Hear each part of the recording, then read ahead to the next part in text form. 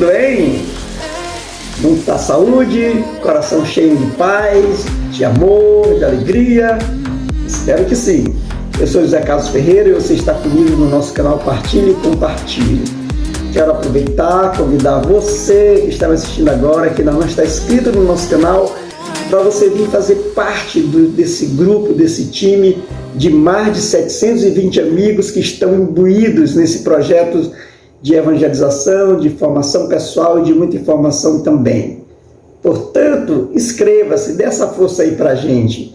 E se você gostar do vídeo, ao final dê o seu like, é muito importante para que o YouTube continue a nos recomendar para outras pessoas terem acesso às nossas mensagens. Muito obrigado, você que se inscreveu agora, muito obrigado aos mais de 720 inscritos, vocês estão no meu coração e a vocês todos minha gratidão. Hoje nós vamos conversar um pouquinho sobre a Quinta-feira Santa, a Sexta-feira Santa e o Sábado, ou seja, o Tríduo Pascal. Está pronto? Vamos começar então? Vamos lá! A Páscoa celebra o maior acontecimento da fé cristã. A paixão, a morte e, sobretudo, a ressurreição de Jesus Cristo. Nesta quinta-feira, dia 14 de abril de 2022, os católicos no mundo inteiro iniciam a celebração do Tríduo Pascal. Ou seja, o período de tempo que vai da tarde da quinta-feira santa até a manhã do domingo de Páscoa. Nesses dias estão contidos o mistério pascal e o mistério eucarístico. É interessante se observar que o sinal da cruz, se faz começando a Eucaristia na quinta-feira e repetimos com a bênção final na celebração da Vigília Pascal. E através desse simbolismo litúrgico, expressamos essa unidade dos três momentos celebrativos que caracterizam esse Tríduo Santo. Participar do Tríduo Pascal é também cumprir o mandamento de guardar domingos e festas de guarda e obedecer à doutrina católica apostólica romana.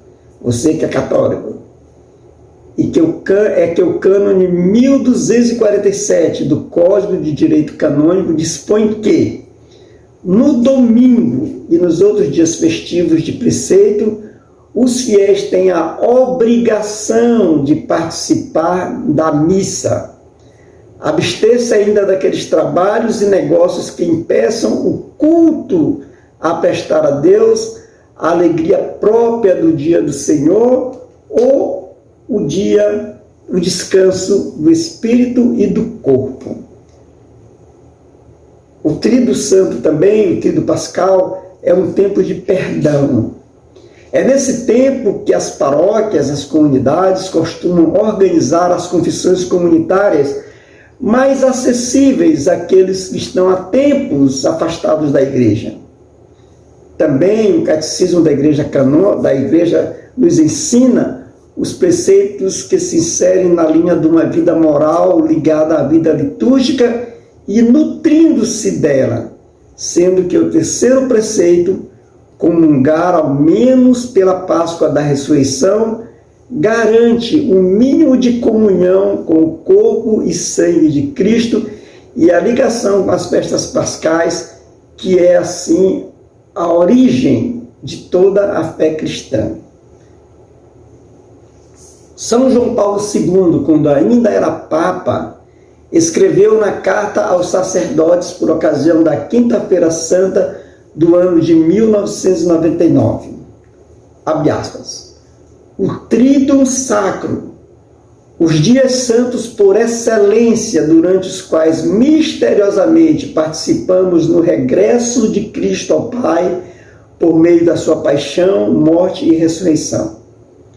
De fato, a fé garante-nos que essa passagem de Cristo ao Pai, ou seja, a sua Páscoa, não é um acontecimento que diga respeito só a Ele, também nós somos chamados a tomar parte nela. A sua Páscoa é a nossa Páscoa. E tudo começa na quinta-feira.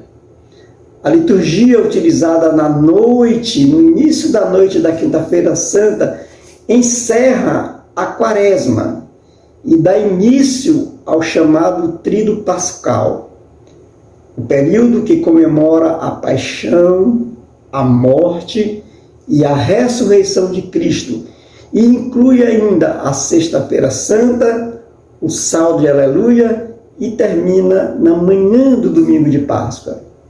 A missa, nesse dia, geralmente celebrada no final da tarde, início da noite, marca o início da sexta-feira, de acordo com a tradição judaica. E relembra o fato de que a última ceia de Jesus foi uma refeição de Páscoa judaica, a famosa conhecida Seder. Começamos assim com a celebração da ceia pascal na quinta-feira à noite, em que nós fazemos memória da grande ceia de despedida, que começa, segundo o evangelista João, com o gesto do lava-pés. Nesse gesto, Cristo manifesta a sua disponibilidade a amar até o fim, e ele se considera o servo da humanidade.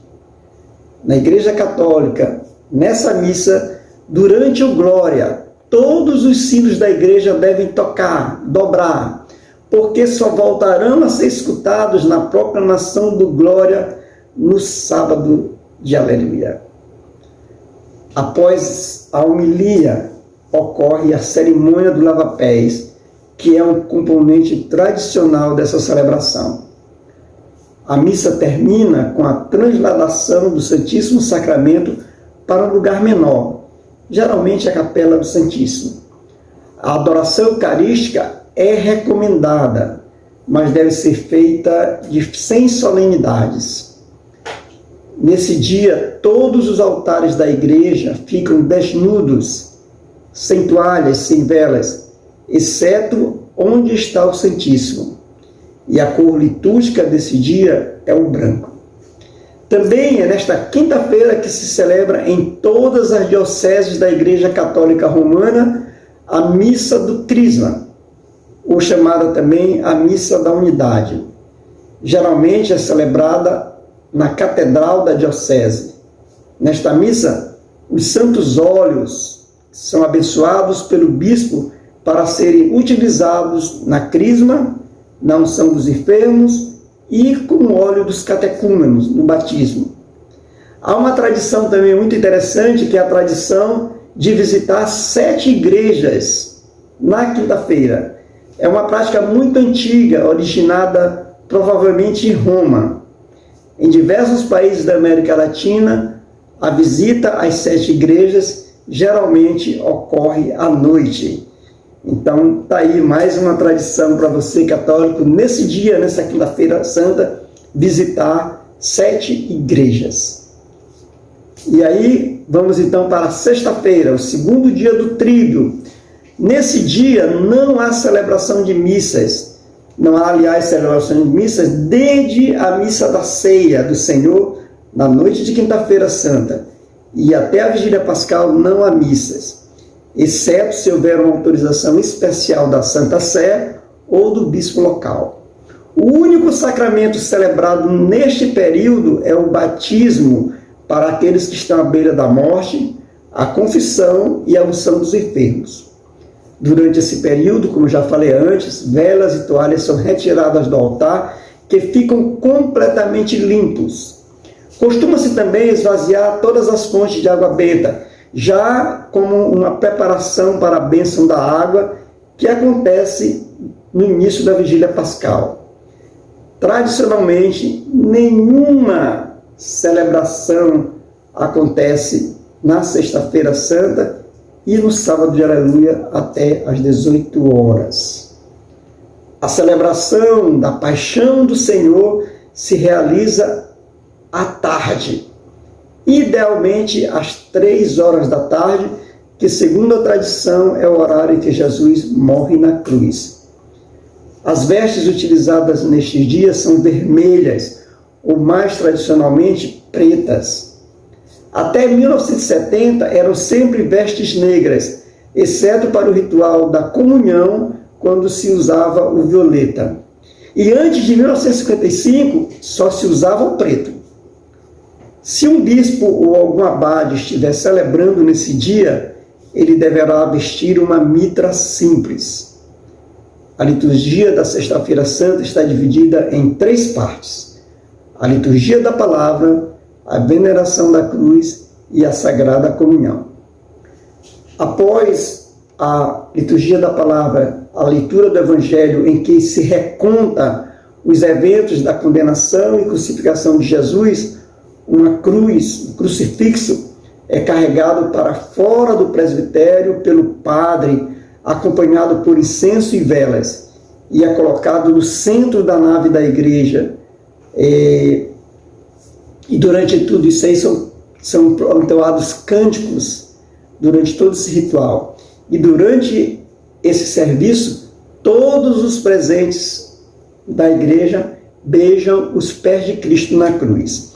Este ano, em face da pandemia, não haverá este beijo. Todos apenas irão fazer a reverência em frente à cruz. Lembrando também que a Sexta-feira Santa é um dia de jejum e abstinência de carne. A igreja também pede aos seus filhos que silenciem para relembrarem a paixão e morte de Jesus Cristo na cruz. Por isso, gente, vamos evitar festas, zoada, bagunça. É um dia de silêncio, um dia de meditação. Além dessas prescrições tradicionais do serviço litúrgico, as estações da cruz, a Via Sacra, também são visitadas para orações dentro ou fora das igrejas. E também algumas igrejas fazem um serviço específico entre o meio-dia e as 3 horas da tarde, conhecido como as 3 horas de agonia de nosso Senhor Jesus Cristo. Em muitas paróquias e comunidades acontece também a dramatização da paixão de Cristo, geralmente feita pelos jovens. E aí então nós passamos para o último dia do Tríduo, que é o Sábado Santo.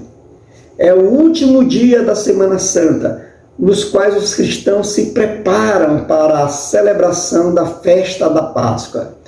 Nele, no sábado, se celebra o dia em que o corpo de Jesus Cristo permaneceu sepultado no túmulo. Depois do silêncio do sábado, em que a igreja medita e reflete Cristo morto, eis que chegamos à noite da vigília pascal, em que celebramos a vitória de Cristo sobre a morte. A morte foi vencida e a igreja vibra e renova a sua fé, a sua esperança numa eternidade, na realização que Cristo semeou, que Cristo plantou e que nos fins do tempo se realizará. É a vigília, e a vigília pascal então conclui o tríduo pascal. Nesse dia não se celebra a missa em nenhuma hora. Não se celebra a missa até a noite, quando se começa a celebração da vigília. Em termos litúrgicos, o Sábado Santo vai até às 18 horas, quando se celebra a vigília de Páscoa e se inicia oficialmente a época da Páscoa, ou o tempo pascal, que vai até Pentecostes. A vigília deve acontecer depois do anoitecer e deve terminar antes do amanhecer.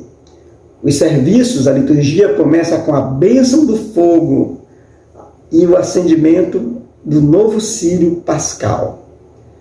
Na observância católica e algumas igrejas anglicanas, a missa é a primeira a ser realizada desde a Quinta-feira Santa, e nela o Glória, que permaneceu ausente durante toda a Quaresma, volta a ser utilizado, e é durante o canto do Glória que as imagens e os ícones que estavam cobertos de mantos púrpuras fora do coro e do altar durante a época da Paixão são novamente revelados para a alegria dos fiéis católicos.